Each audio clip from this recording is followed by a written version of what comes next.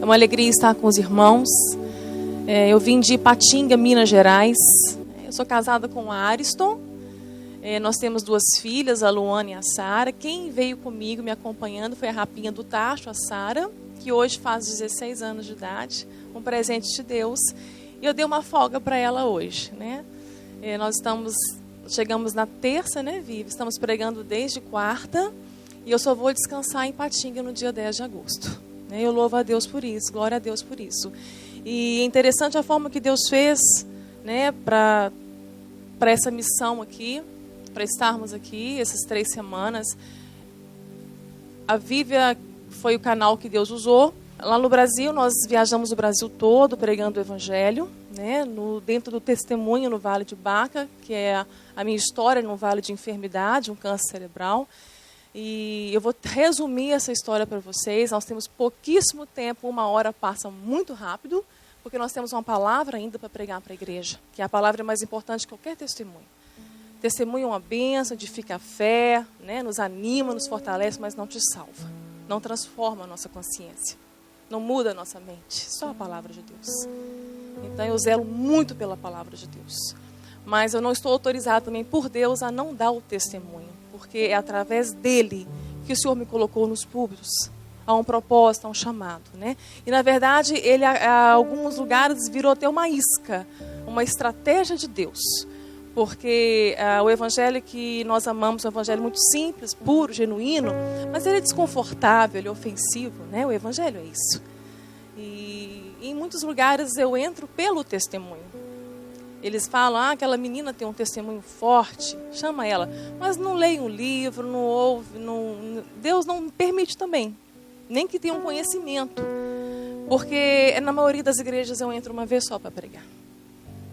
Porque o evangelho simples, o evangelho da cruz, ele não tem mais lugar na maioria dos púlpitos. Né? Eu falo do Brasil, mas falando da nação americana, os Estados Unidos deixou de ser um país cristão há muitos anos. E vocês têm uma responsabilidade muito grande com essa nação. Eles pensavam que eles iam evangelizar o mundo. E há mais de 20 anos, David Wilkerson viu essa nação dentro de um caldeirão de uma bruxa, sendo mexida. Muita feitiçaria, há principados dentro das igrejas. Servindo ao Deus Mamon, sacrificando a Baal. O evangelho do Brasil está uma tragédia. As igrejas estão cada vez mais querendo somente o evangelho triunfalista. O que massageia o ego, da palavra positiva, da confissão positiva, do Deus da prosperidade, do Deus da cura, da explosão de milagres, do Deus da vitória.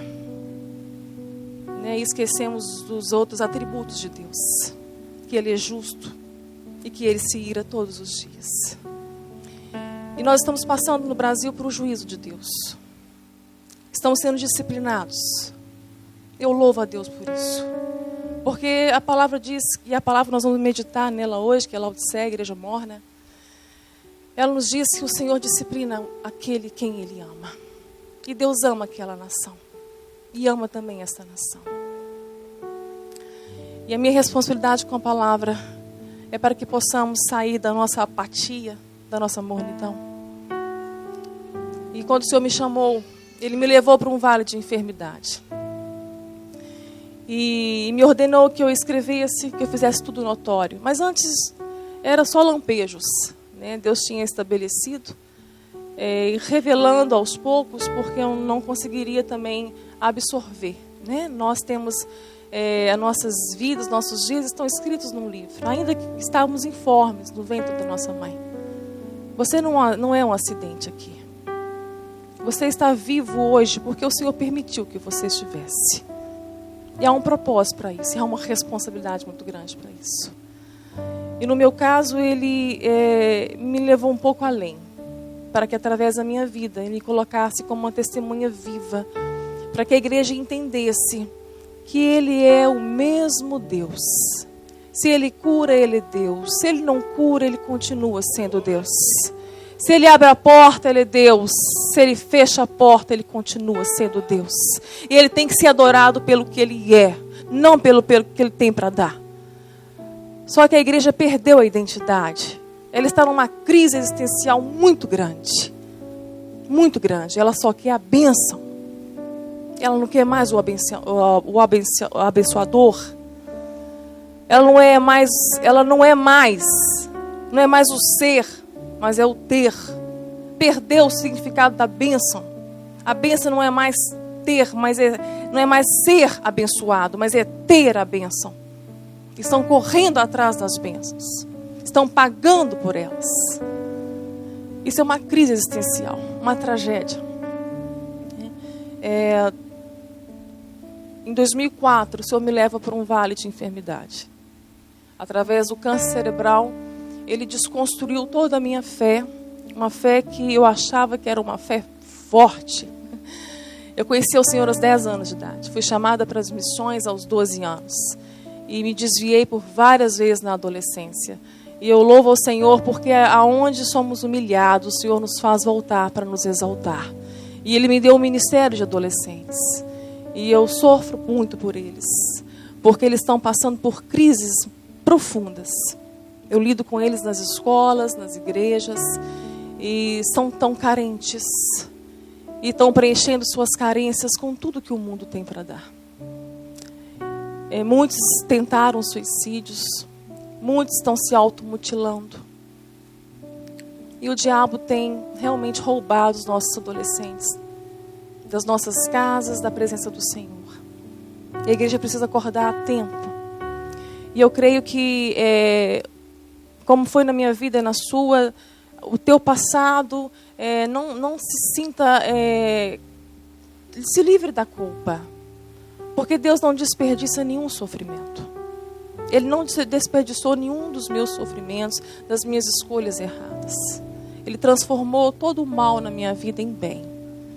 E o diabo tem sido envergonhado. Aonde o diabo quis me destruir e roubou na minha vida, na minha adolescência, hoje o Senhor tem, através das minhas experiências, tem resgatado adolescentes e jovens da presença das mãos do diabo.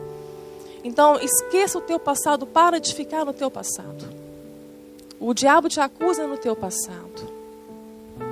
E nós ficamos estressados com o nosso presente. Mas o nosso futuro é o Senhor. Aquilo que há de sermos, nós somos em Deus. Deus não nos vê no passado. Deus não nos vê no presente. Ele nos vê aquilo que seremos. Já está pronto, porque no tempo de Deus não é o nosso, é o Kairos. O nosso Cronos é passado, presente e futuro. E a humanidade está perdida, porque está ansiosa demais. E a ansiedade é excesso de amanhã e nós não temos o amanhã. Depressão é excesso de passado. Já passou. Se você se arrependeu, confessou os seus pecados a Deus, a palavra diz que Ele te perdoou e te lançou no mar do esquecimento. E Dwight Lyman Moody fala que colocou uma placa ainda, proibido pescar. Deus se esqueceu? Não, Deus não se esqueceu. Deus não tem amnésia. Mas Ele não imputa mais a culpa a você.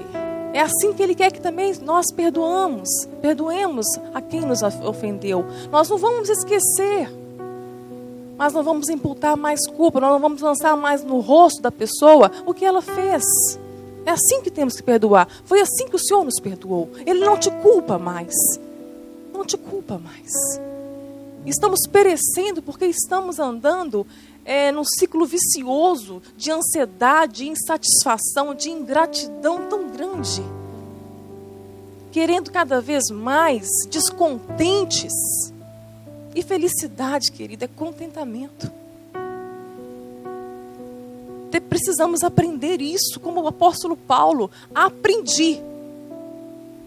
Ele aprendeu com as tribulações, com os desertos, com as lutas, com os vales, com o espinho na carne. Ele aprendeu. Aprendi a contentar-me com tudo, com o que tenho. Sei estar abatido e sei ter abundância. Em todas as maneiras, de todas as formas, eu aprendi a ter fartura e a ter fome, a padecer necessidade e ter abundância, porque eu posso todas as coisas naquele que me fortalece. E o Senhor teve que me ensinar isso, a duras penas. Porque quando veio o câncer, veio a primeira cirurgia, eu fiquei paralítica, eu não iria andar mais. O Senhor me levantou da cadeira de rodas. Foi uma hemiplegia de grau 0, perda total de movimento e força, perda neurológica, irreversível. E ao sair daquele hospital de Belo Horizonte, nas mãos do melhor neurocirurgião, eu falei, doutor Jair, eu vou andar. Deus tem um projeto na minha vida. Ele revelou isso antes da cirurgia. Havia um projeto na enfermidade. E o projeto é pregar o Evangelho. Ele revelou isso. E o Senhor faz parte desse projeto, doutor. E eu vou andar. Ele pegou na minha mão e fez um desafio. Um desafio a Deus. E Deus ama isso. Ainda mais vindo da medicina. Ele disse, então eu quero te ver andar em 30 dias. Era impossível. Eu disse, em nome de Jesus eu vou andar. Em 30 dias. Cada dia foi uma eternidade. Na cadeira de rodas, dependendo 100% da família, de amigas, para me dar banho, colocar roupa, pôr comida. Eu sou canhota, perdi o lado esquerdo. Não tinha habilidade com o lado direito. Foi uma luta. E aos 12 dias, numa santa ceia na igreja, eu cheguei na cadeira de rodas. Naquele dia o Senhor disse, filha, hoje eu estou te curando. À tarde daquele domingo, eu dei os primeiros passos. Para a glória do Senhor. E cada dia perseverando, me esforçando. Deus quer ver o teu esforço. Ele tem bênçãos para você. Você já é abençoado. Mas Ele quer ver o teu esforço. Ele quer ver a tua perseverança. Quando Ele chamou Abraão, Ele não fez a promessa do filho. Ele só disse para Abraão uma coisa, sai da tua terra. É isso que nós precisamos fazer, isso é fé. Isso é fé. É crer naquilo que nós não vemos. Crer no impossível, no invisível. E eu criei. E com 30 dias eu estava de volta ao consultório.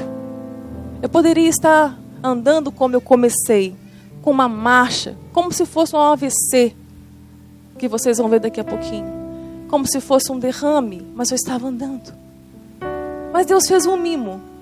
Ele me fez um mimo. Eu sempre gostei de saltos, desde os 13 anos. E eu cheguei de salto alto no consultório do médico, andando perfeitamente. Ele é o Deus do impossível. Ele é o Deus de milagres. Passou 1 ano e meio, fazendo ressonâncias a cada 6 meses. Para mim o projeto havia se cumprido. O milagre aconteceu, eu preguei o Evangelho na cadeira de rodas e a vida seguiu. Não é assim? Quando vem a tempestade, assim que vem a bonança, a vida segue. E quase nos esquecemos de Deus. Nos tornamos mornos. Por isso que faz falta uma lutinha na tua vida. Deus sabe a falta que faz a tribulação para o crente. Tribulação é para o crente. A ira é para os ímpios. A tribulação é para o crente. Nós precisamos da tribulação. O sofrimento é necessário, Maristela? É necessário sim. Tiago diz que alegre-se quando cairdes em muitas provações. Porque a prova da vossa fé produz paciência. Como nós precisamos de paciência nesta hora, igreja, para passar por esses momentos difíceis. E estamos ainda no princípio das dores. Precisamos de paciência. E Paulo diz, não se alegre somente com a glória de Deus. Glorie-se também nas tribulações. Porque as tribulações produzem paciência. A paciência, a experiência. Quantas experiências, né? Nas tribulações e nos vales. E a experiência produz a esperança. A esperança de um porvir. De uma vida eterna. Onde tudo vai passar. Onde Deus vai enxugar do nosso olho toda lágrima. Onde o nosso corpo mortal, até quando habitarei neste corpo de morte? Não haverá mais doenças, não haverá mais dores, não haverá mais morte. Não haveremos mais de despedir dos nossos entes queridos que partem. Que coisa linda a eternidade. Só que para o nascido de novo, ela já começou. No tempo de Deus, já estamos na eternidade, queridos. Precisamos viver essa eternidade agora. Colocar os olhos no céu. Tirar o nosso coração dessa terra. Nos desprender dessa terra. Aprender a perder. O evangelho humanista só está ensinando o crente a ganhar. Mas o evangelho de Cristo é perder. Quem sabe perder é um vencedor. Se perder a tua vida aqui, terás a vida eterna. Mas se quiser ganhar a tua vida aqui, perderás a vida. A melhor vida, a eternidade com Deus. 1 ano e meio se passou. E Deus então, antes de eu pegar a ressonância periódica, eu levo um grande susto. Mas um dia antes, num culto de uma quinta-feira, a ressonância chegaria na sexta de Belo Horizonte. Na quinta-feira estávamos reunidos. E ao receber uma oração do meu pastor, era um culto de oração, Deus usou aquele homem e falou assim, uma palavra profética na boca dele. Ele falou: filha, não te esqueças. A gente se esquece. Eu amo quando Deus fala isso conosco. Te lembres. Não te esqueças. Não te esqueças que eu sou o Deus do impossível. Que eu sou o Deus de milagres. Mas o meu projeto não acabou. Ele está sendo estabelecido na sua vida. Descansa em mim. A ressonância estava denunciando o segundo câncer. E o médico tinha que me operar em 30 dias. Era urgente, porque eu estava com um dos cânceres, o pior câncer cerebral. O mais agressivo, infiltrativo e progressivo. Numa recidiva de um astrocitoma maligno, ele não volta no mesmo grau. Ou ele vai para o terceiro ou vai para o último, que é o glioblastoma. A corrida era grande. Tinha que ser rápido. E mesmo assim, não haveria mais cura. Eu falei com o médico: eu não vou operar, doutor Jair. Eu não opero. O senhor me dá uma nova ressonância que eu trago para o senhor aqui em 30 dias. Ele ficou muito bravo comigo. Era legítimo o que eu estava fazendo. Porque nós servimos um Deus que cura. Nós servimos Jeová Rafá. Eu fui para casa. Eu falei: pai, o senhor tem 30 dias para me curar. Olha que oração equivocada é essa. Mas sabe o que me fez fazer essa oração? A fé na fé. A minha fé estava diluída. Ela havia ficado uma fé cancerosa, porque é uma fé que provinha de uma teologia muito também usada, e um dos braços da teoria da prosperidade, que eu não gosto de chamar de teologia, a teologia do mérito, do crédito. Ou seja, eu fiz, eu doei, eu obrei, eu fiz as coisas para o Senhor, eu era muito dedicada na igreja, cumpria as funções, eu cumpria a liturgia, a agenda, dedicada. Eu pensei: agora eu tenho crédito com Deus. E agora Deus vai me curar, Ele tem que me curar. Não tem segunda opção. Porque eu tenho a teoria do mérito, ele ensina isso, do crédito. Você tem crédito com Deus. Nós não temos créditos com Deus, igreja. Nós não temos créditos com Deus. Nós somos mordomos, devedores. Nunca vamos pagar o que Ele fez por nós. Se nós não entendermos a graça de Deus, nós vamos viver nessa ilusão que se eu fizer, Deus me dá. Deus só quer o teu coração. Um coração que se alegre nele. Um coração que é inteiro nele. Ele não quer nada. Ele quer só o seu coração, a sua obediência, a sua gratidão por tão grande salvação. Ele te salvou. Você não fez nada para ser salvo. Você estava morto. Estávamos destituídos da glória de Deus. Foi pela graça. Graça maravilhosa. quando nos esforçamos para querer agradar a Deus, para ter algo em troca, isso é legalismo. Foi um calo no pé de Jesus enquanto ele pisou nessa terra, o legalismo farisaico, de homens que cumpriam toda uma liturgia de uma lei mosaica, mas eram sepulcros caiados. E Deus os conhecia bem. Jesus se irou com eles. Eu estava dentro dessa teologia. Então, em 30 dias, eu jejuei, eu orei, eu chorei. Se eu tivesse numa igreja que tivesse milhões de campanhas, eu faria todas as campanhas, porque eu precisava convencer Deus que Ele tinha 30 dias para me curar. Não era mais a vontade de Deus, era a minha vontade, porque a minha vontade tinha que ser a vontade de Deus. Isso é uma fé humanista. Esse evangelho fácil está mandando mais vidas, mais crentes para o inferno do que todas as seitas do mundo junto. Porque são crentes que acham que estão salvos. Porque tem uma fé humanista, uma fé nele. Isso é crença. Fé na sua fé, fé naquilo que você faz para Deus é crença. Porque a fé verdadeira, ela te move e emana da cruz. A fé verdadeira, ela te diz que você pode descansar. Porque você tem uma consciência transformada para experimentar que a vontade de Deus, ela é boa, ela é perfeita, ela é agradável, não importa qual seja. Que o milagre que você quer para você, Deus tem outro. Que é melhor, que é perfeito, que é bom. Só que o evangelho humanista cegou a igreja. Tudo é para o seu próprio ventre, para o seu próprio deleite. Pedis e não recebeis, porque pedis para os seus próprios deleites, porque pedis mal. Peça para o meu reino. Estamos tão doentes, tão humanistas, tão presos a este evangelho, que Deus te dará tudo, realizará os teus sonhos, te dará a vitória que você quer, que o problema do outro não importa mais, que o outro que se dane. Importa sou eu. A bênção é para mim. A graça foi para te salvar.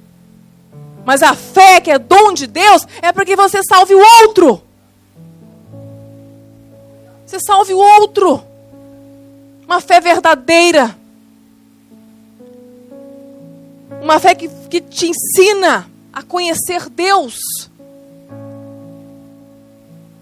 Precisamos entender o que é fé, igreja.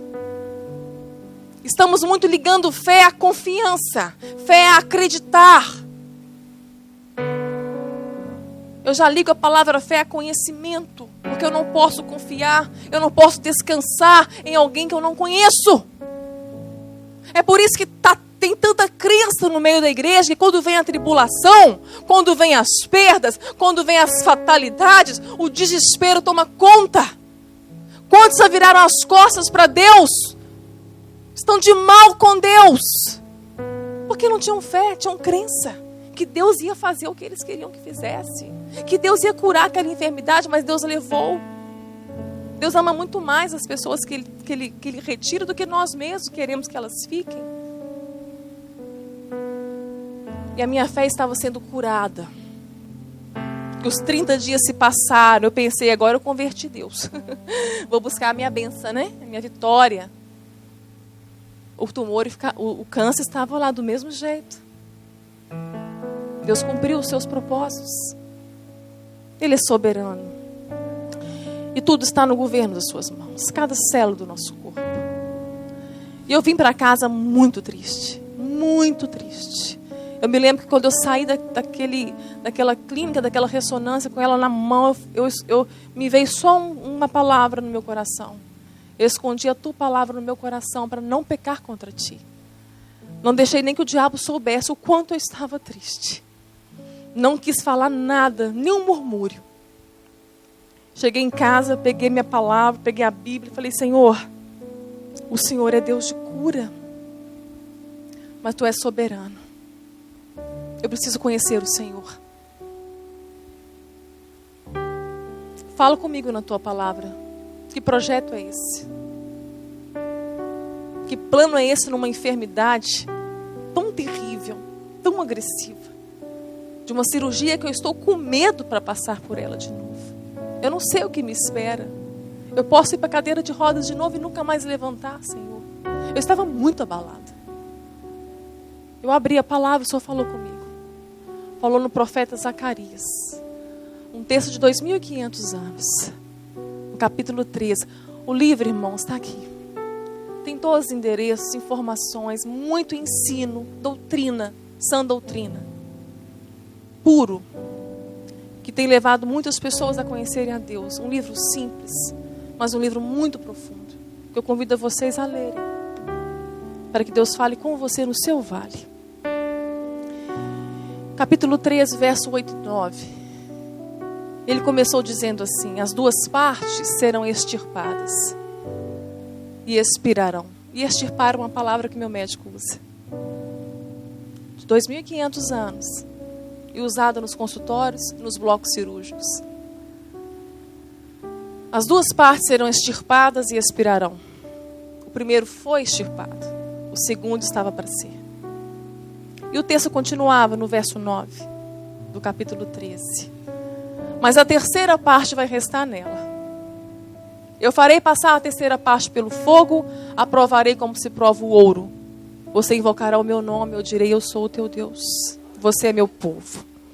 O Espírito Santo não me revelou, não tirou o véu dessa terceira parte. Então, na hora, eu imaginei um outro vale, em outra área da minha vida. Porque enquanto vivermos aqui, nós vamos viver de vales e montanhas, de tempestades e bonanças. Fui para a segunda cirurgia, extirpou o segundo tumor. Eu perdi toda a coordenação motora do lado esquerdo.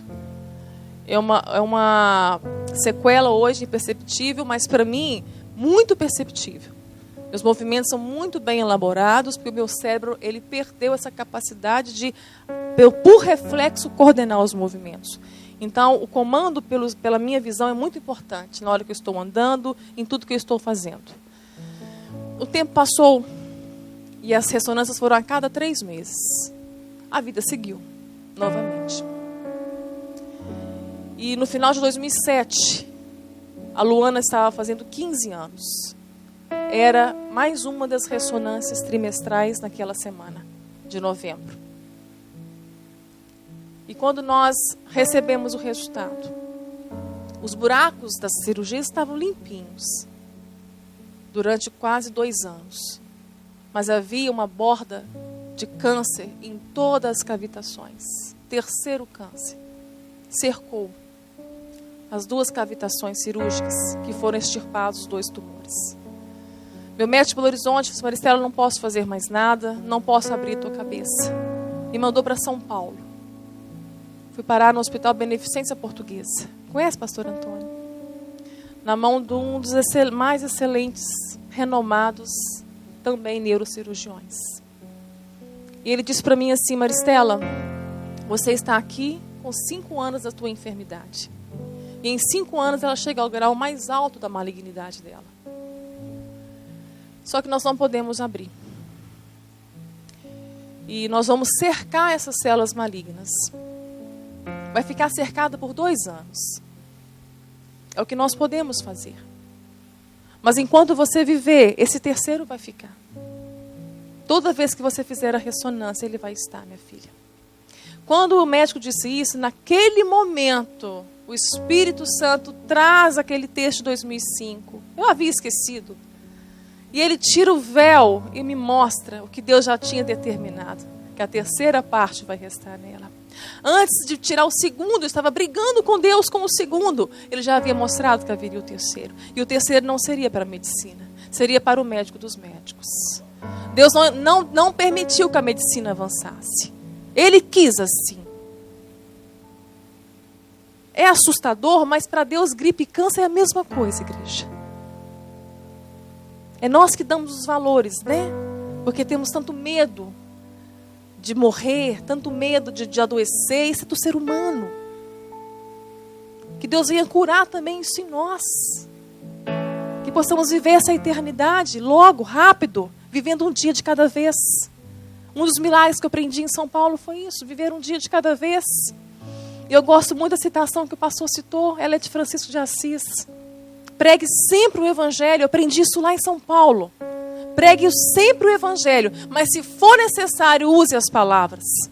O mundo está cheio de gente pregando, mas que não vive o evangelho. De mau testemunho. De vergonha. Está vergonhoso hoje. Eu comecei a viver isso em São Paulo. O que Deus usou para o testemunho na minha vida, através da minha vida, foi o sorriso. Crente sorrindo em meio a uma tribulação dessa. Quanto o mundo precisa disso? Do teu sorriso, do teu abraço. De ver em você a paz que excede todo entendimento.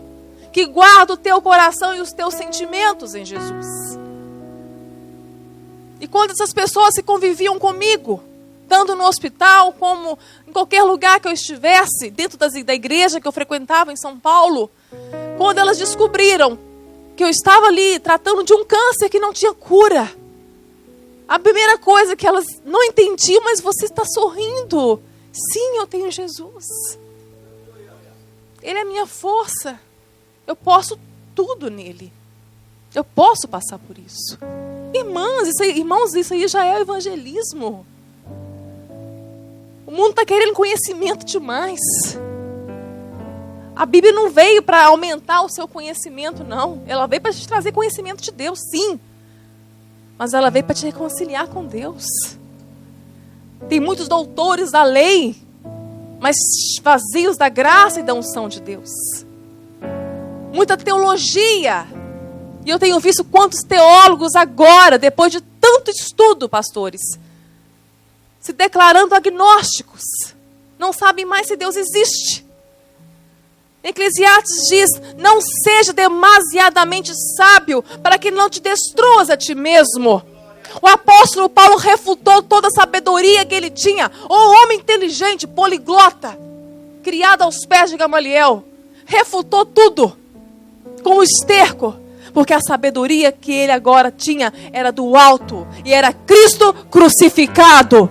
A mensagem da cruz. Só ela pode te salvar. Só ela transforma o homem.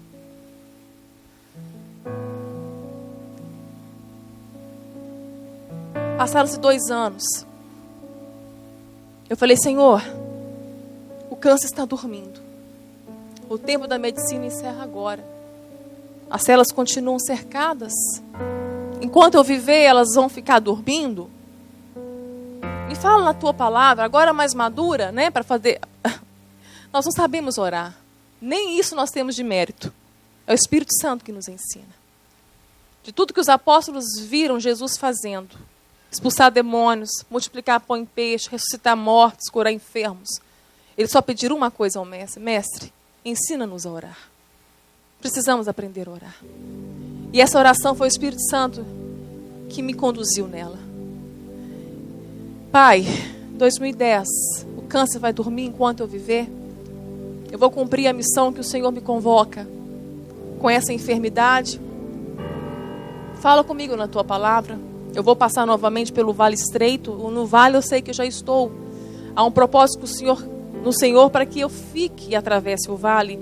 Porque estou atravessando o vale agora com milhares de pessoas que não sabem atravessá-lo. O vale de Baca, o vale de lágrimas, do Salmo 84, é um vale que precisa ser aprendido. Precisamos aprender a atravessá-lo. Quem atravessava este vale eram os adoradores que queriam adorar a Deus em Sião. Eles também tinham problemas, eles também tinham suas tribulações, mas eles tinham foco, chegar em Sião.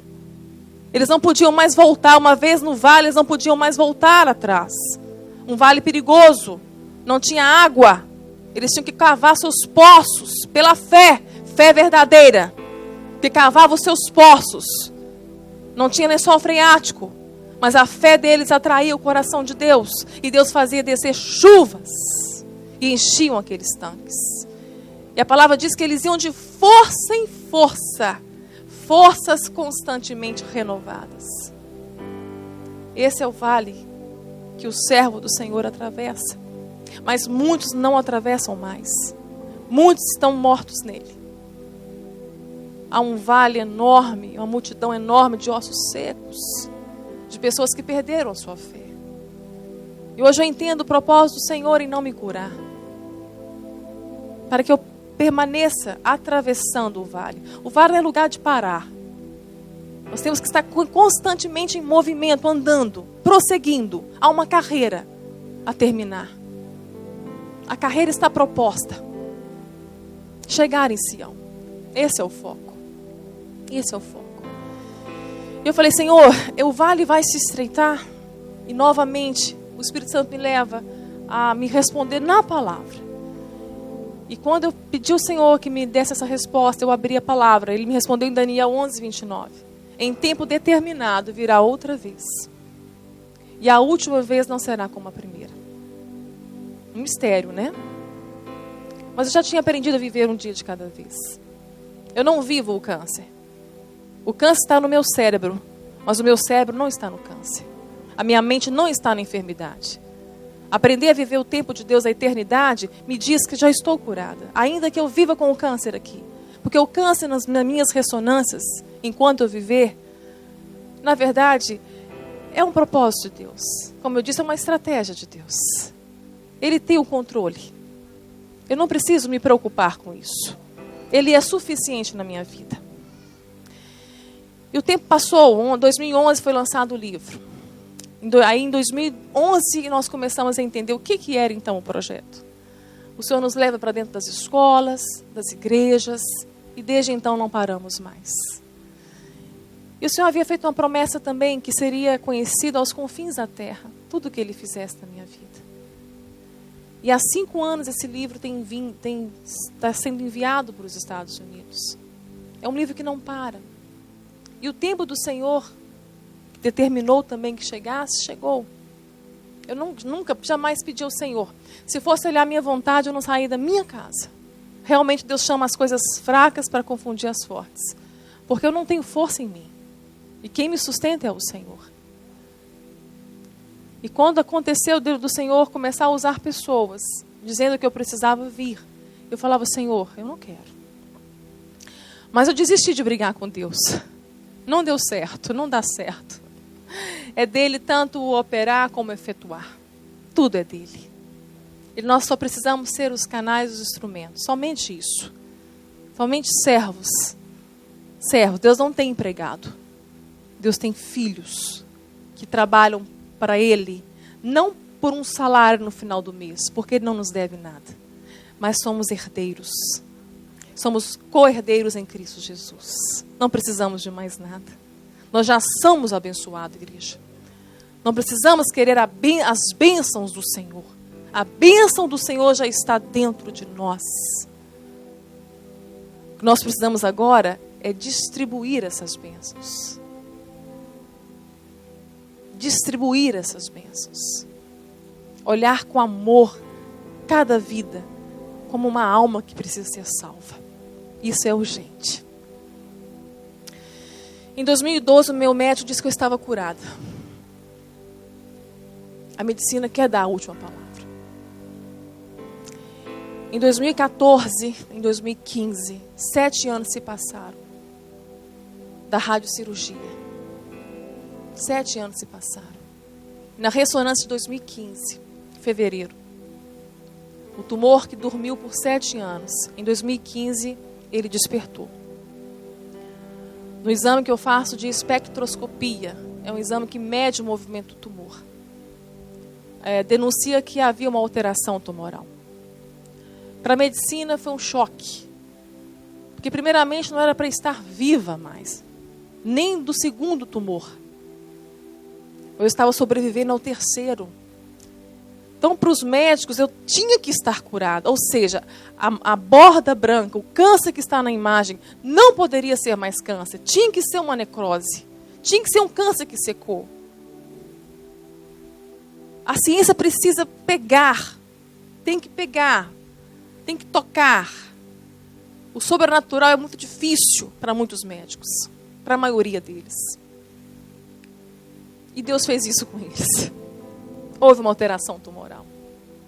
E assustou muito o meu médico. Passado alguns meses, repeti aquela ressonância. E o Senhor fez o câncer dormir de novo. É muito confuso para eles. Mas para mim é poder de Deus. E é maravilhoso viver nessa segurança que só Ele pode me dar. A dor eu tenho ela 24 horas. Desde que tirou o primeiro tumor. E ela tem aumentado cada vez mais. Náuseas, dores, pressão intracraniana. E hoje até isso eu entendo. Eu entendo o propósito de Deus também. Que talvez a dor seja necessária para mim. Para que eu não me esqueça. Hoje eu vejo como um espinho na minha carne. Para que eu entenda que a graça dele me basta. Mas ele é tão bom, igreja. Tão bom. Que na hora que eu estou pregando. Pena que passa tão rápido. Na hora que eu estou pregando eu não sinto dor. E meu médico também tentou entender isso. Ele disse que era por causa da adrenalina. Que ele me perguntou, algum momento do seu dia que você não sente dor, Maristela? Eu disse, tem, quando eu estou pregando. Ele tem adrenalina, eu vou te dar adrenalina. Não resolveu. Não tira a minha dor. Mas na hora que eu estou pregando, estou dando palestras nas escolas, eu não sinto nada. Deus é maravilhoso. Hein? E continuando dentro da palavra, que já tenho falado com a igreja, que o Senhor já tem revelado. Eu quero fazer a leitura do texto, já venceu a minha hora. Apocalipse 3, no verso 14, a 7ª carta à igreja de Laodiceia. E é uma igreja, que Laodiceia quer dizer igreja julgada, porque estamos vivendo justamente na igreja que está próximo do julgamento. E estamos vivendo nesse tempo de uma igreja morna e apática, que precisamos acordar. Temos tempo, hoje é tempo disso, de sair dessa mornidão de uma vida cristã que temos levado muito aquém da cruz. E ao anjo da igreja que está em Laodiceia escreve: isso diz o Amém, a testemunha fiel e verdadeira, o princípio da criação de Deus. Eu sei as tuas obras, que nem és frio e nem quente. Tomara que foras frio ou quente. Assim, porque és morno e não és frio nem quente, vomitar-te-ei da minha boca. Como dizes, rico sou, e estou enriquecido, e de nada tenho falta. E não sabes que és um desgraçado, miserável, pobre, cego e nu. Aconselho-te que de mim compres ouro provado no fogo, para que te enriqueças, e vestes brancas para que te vistas, e não apareça a vergonha da tua nudez, e que unjas os olhos com colírio, para que vejas. Eu repreendo e castigo a todos quanto amo. Sê, pois, zeloso e arrepende-se. Eis que estou à porta e bato. Se alguém ouvir a minha voz e abrir a porta, entrarei em sua casa, e com ele cearei e ele comigo. Ao que vencer, lhe concederei que se assente comigo no meu trono, assim como eu venci e me assentei com o meu Pai no seu trono. Quem tem ouvidos, ouça o que o Espírito diz às igrejas. Queridos, o Senhor não vê como o homem vê. E uma princípios que eu vejo nessa carta Laodiceia é um grande engano quanto a si mesmo. Estamos aqui diante de uma igreja morna desse século que estamos findando, perto da vinda de Cristo, uma igreja que não sabe quem ela é. Uma igreja que pensa que é rica. Só que Jesus fala que ela é pobre. As outras igrejas, como Sardes, fala que também é rica, é viva. Jesus fala que tu és morta. Esmirna, uma igreja pobre, e Jesus fala, tu és rica. Filadélfia, uma igreja sem força, de crentes fiéis. E Jesus fala, eu coloquei uma porta aberta diante de ti, que homem nenhum pode fechar. Olha como Deus vê. A palavra de Deus fala que todo o caminho do homem é reto aos teus olhos, mas só o Senhor sonda o coração. O Senhor esquadrinha o coração e conhece os pensamentos para dar a cada um o fruto das suas escolhas. Uma das coisas mais perigosas dessa última hora é não saber quem somos. É achar que estamos.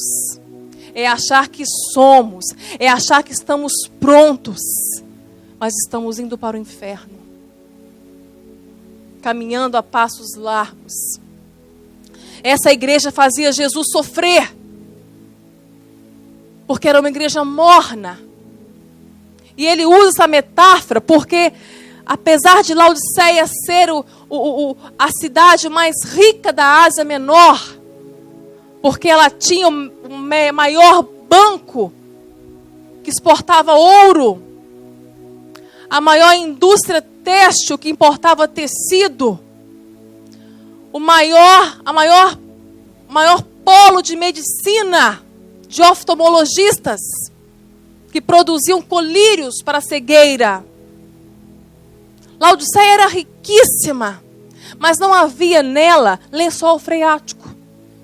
Não havia água. Então eles criaram arquedutos e vinham as águas de Herópolis. E as águas de Herópolis era uma cidade também conhecida porque tinham as águas termais, águas quentes. E muitas pessoas iam para lá para serem curadas de enfermidades, para tratar com aquela água. E aqueles arquedutos que ligavam a Laodiceia, a água chegava morna. Uma água desprezível, que se tomasse dava náusea. E Jesus usa essa metáfora: tu és morna. Antes foste fria. Antes foste quente.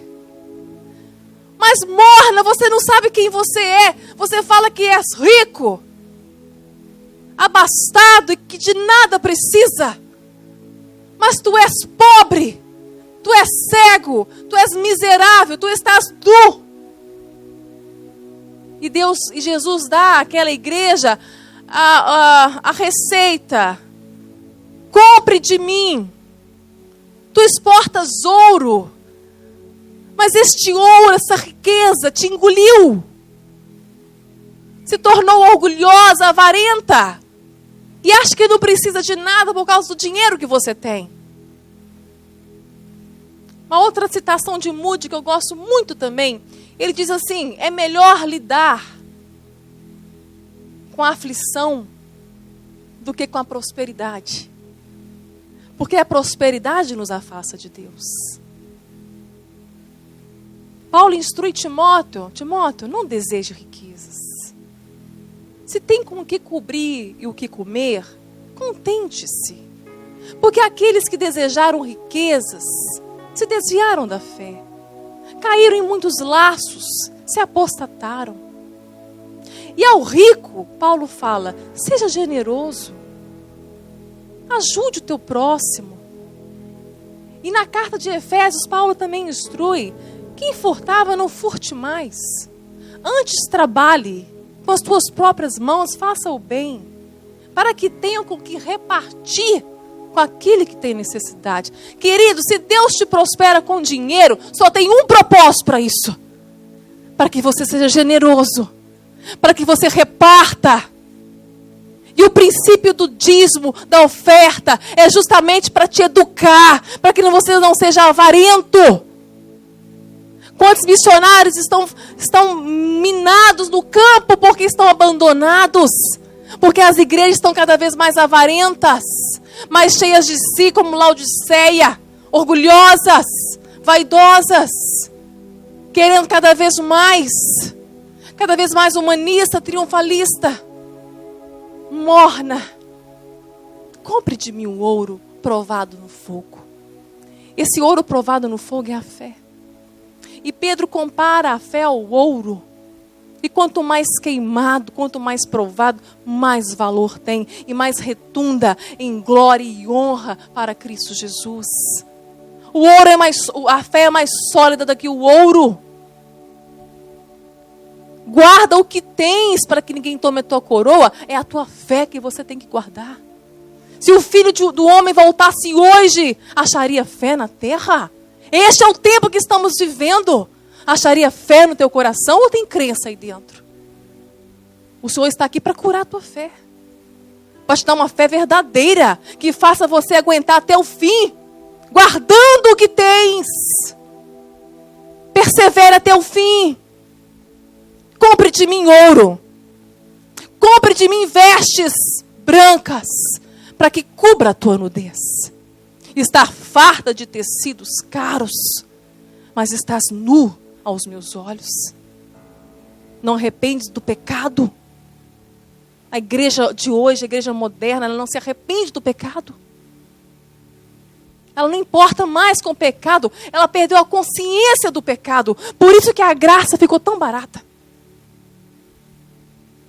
Tem uma falsa teologia também, que é berço daqui dos Estados Unidos, a hipergraça.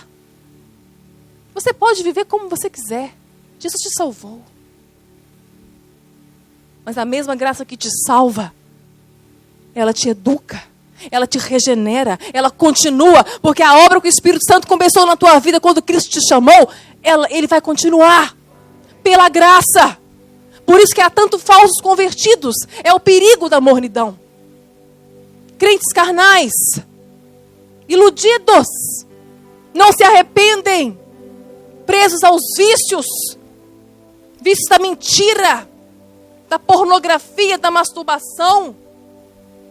Quantos estão envolvidos em adultério? Estão nos púlpitos, nos altares do Senhor. E o juízo de Deus começará pela casa de Deus. Ai de nós! Ai de nós que estamos envergonhando o Evangelho de Cristo.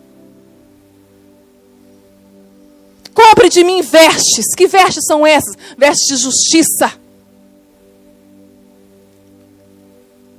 João viu, no capítulo 7 do Apocalipse, uma multidão vestida de vestes brancas, que foram lavadas no sangue do Cordeiro, justificados pela justiça de Cristo Jesus.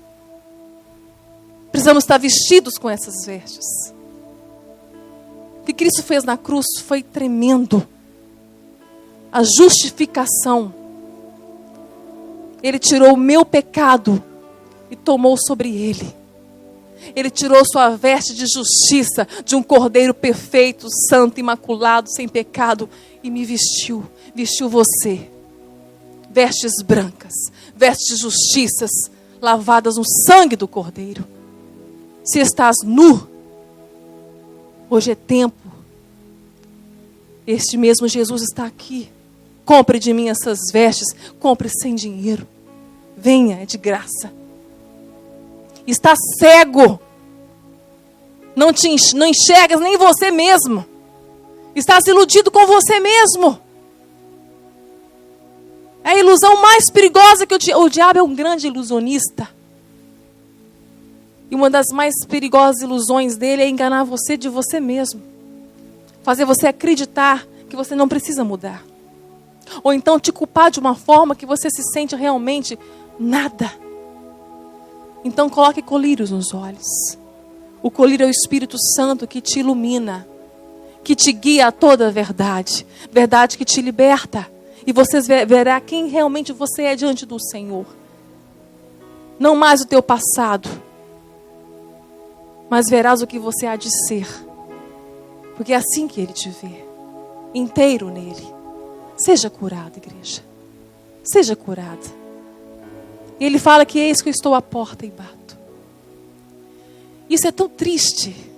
Porque nessa igreja morna de Laodiceia, do século 21, Jesus não está dentro dela. Isso é uma revelação terrível. Atual e verdadeira. Às vezes quantas igrejas se reúnem para adorar e cantam e querem mais cantar do que pregar, do que ouvir a palavra. E Jesus não está dentro dela. Ele está à porta. E para ilustrar isso, ouvi uma vez Hernandes Dias Lopes, ele dizendo que na época do apartheid, brancos e negros eram totalmente separados. Igrejas de brancos e igrejas de negros. E um negro converteu a Cristo Jesus. Ele queria muito servir a Jesus, só que a igreja mais próxima era uma igreja linda de brancos, toda de mármore. Ele bateu lá na porta daquela igreja, o pastor atendeu. Pastor, Eu entreguei minha vida a Jesus. Eu preciso agora de congregar, pastor. E eu preciso muito de uma igreja. E a igreja mais próxima da minha família é esta. Aí o pastor disse para ele: ô meu irmão, faz o seguinte, ore por uma semana. Pergunte a Deus se é aqui mesmo que Ele quer que você o sirva. E daqui uma semana você volte e me fala. Aquele irmão saiu, passou mais de uma semana, 2 semanas, e ele não voltou. E os dois se encontraram numa feira em algum lugar da cidade. E o pastor aliviado, muito aliviado: irmão, e aí, você já encontrou a igreja? Já, pastor. Mas o que o senhor te falou? Você orou? Sim, pastor. Orei por uma semana. E Jesus me respondeu que ele tenta entrar na tua igreja há 60 anos. Ele também não consegue. E ele me deu uma igreja para servir. É essa igreja de Laodiceia. Eis que estou à porta e bato. Mas ele também entra individualmente. Estou à porta do teu coração. Eu bato.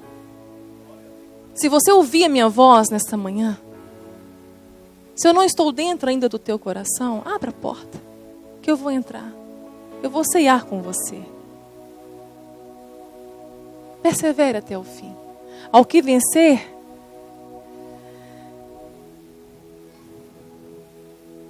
tens, porém, isto. Não. Ao que vencer, lhe concederei que se assente comigo no meu trono. Assim como eu venci e me assentei com meu Pai no seu trono. Quem tem ouvidos para ouvir, ouça o que diz o Espírito Santo. Amém? Que nessa manhã nós possamos nos arrepender. Que possamos sair da nossa apatia. Porque pior do que um crente pior do que um ateu, é um crente apático. Indiferente. Indiferente ao tudo que está acontecendo nessa última hora. O mundo clama desesperadamente por Deus. E nós estamos num deserto tão seco que você tem a água da vida. Que se você levantar uma água, a sua água no deserto, você não precisa fazer mais nada. As pessoas já são atraídas para Deus. Basta que você permita que essa água jorre dentro de você, que é o Espírito Santo. Não deis lugar ao diabo, enchei-vos do Espírito Santo. É Ele que vai te encher, enchei-vos. É permitir que Ele te enche, Ele vai fazer isso. E como Ele vai fazer isso? Se você não entristecê-lo. Não entristeçais o Espírito Santo. Então deixe Ele terminar a obra que Ele começou na tua vida. Saia do muro. Saia do muro. O crente morno, ele gosta do muro. E quem está no muro, a igreja intercede por ele. A igreja grita por ele. Pede para ele descer do muro. É assim que nós fazemos com aqueles que estão frios, estão mornos, estão afastados do corpo de Cristo. Quem é do corpo quer que essa pessoa volte, intercede por ela, chora por ela. É isso que a igreja faz com quem está no muro. Mas do outro lado do muro está Satanás e os demônios, em silêncio. Não precisam fazer nada. Sabe por quê? Porque o muro é dele. O muro é dele. Esse é o perigo da mornidão. Saia do muro e seja um cristão verdadeiro nessa última hora. Essa é a oportunidade que Deus nos dá. E diante da palavra que é pregada, em todo o tempo que você ouve a palavra de Deus, cada vez nos tornamos mais indesculpáveis. Indesculpáveis. Amém. Eu estou acostumada já com o silêncio, com essas vezes. E eu gosto muito de usar o termo de Paulo. Paulo, quando ele adverte a igreja de Corinto, a primeira carta foi uma grande advertência à igreja de Corinto, uma igreja carnal. Mas na segunda carta ele fala assim: olha, quase que eu me arrependi, porque eu causei uma grande tristeza em vós. Mas aí eu não me arrependi, porque Deus me mostrou que a tristeza, segundo o coração dele, traz o arrependimento. Amém. Que possamos ficar tristes então. Que possamos sair daqui realmente contristados para o arrependimento. Essa palavra é para mim. Essa palavra é para todos nós. A minha pregação começa na hora que eu desço daqui. O diabo não tem medo do que você prega. Ele tem medo do que você vive. Isso sim, que possamos viver o verdadeiro evangelho. Amém? Vamos ficar de pé. Eu não vou fazer apelo para você entregar a tua vida a Jesus, mas nós vamos fazer uma oração juntos. E que você faça isso no teu coração. Para que porventura você entregando a tua vida hoje não venha ter talvez uma falsa ilusão também que está salvo. Que você possa entregar a tua vida todos os dias ao Senhor. Que você possa confessar Cristo na tua vida em todos os dias, em todo o tempo, em todo momento. Ele vai te ajudar. Sozinho nós não conseguimos. O Espírito Santo, Ele vai te ajudar. Ele vai te guiar. Ele vai te libertar das tuas cadeias que te prendem. Em nome de Jesus. Pai querido, entrega a tua igreja nas tuas mãos. Pai, as vidas que estão ouvindo essa palavra, Pai, estão convertendo as suas mentes agora, Pai. O Pai, o Senhor está renovando aqui consciências, meu Deus, para transformar aqui vidas e histórias, para experimentar a tua vontade na terra. E eu louvo ao Senhor por isto. Mas nós pedimos ao Senhor também que venha repreender agora as cadeias, as fortalezas das mentes, fortalezas que se levantaram contra ti, Senhor, para que não te conheças como o Senhor é e também para que não se veja como realmente é. Revela-nos a nós mesmos, Senhor, porque o Senhor sonda o nosso coração. Não nos deixe mais fazer escolhas erradas, motivadas pela nossa ganância, motivadas, ó Deus, pelo nosso humanismo. Mas, Senhor, sonda, Senhor, vê se há em nós algum caminho mau e nos guie pela vereda eterna da justiça. Estamos próximos do céu, Senhor. E não queremos, ó Deus, perder nada, nem um pouquinho da vida abundante que o Senhor prometeu nos dar nessa terra. Que possamos viver, meu Pai, na plenitude da cruz, ó Deus. Porque nela nada nos falta, porque tudo foi consumado. Muito obrigada por essa igreja, ó Deus, que nos recebe nesta manhã. Abençoe a tua igreja, porque o Senhor escolheu para que eu estivesse aqui, Senhor. O Senhor ama este lugar, o Senhor ama este povo, Senhor. Usa esta igreja para incendiar. Ó Pai, dê o fervor, o primeiro amor de novo, para que Ele incendeie este bairro, essa cidade, Senhor. Usa, Senhor, a tua igreja, em nome de Jesus. Amém. Muito obrigada. Deus abençoe.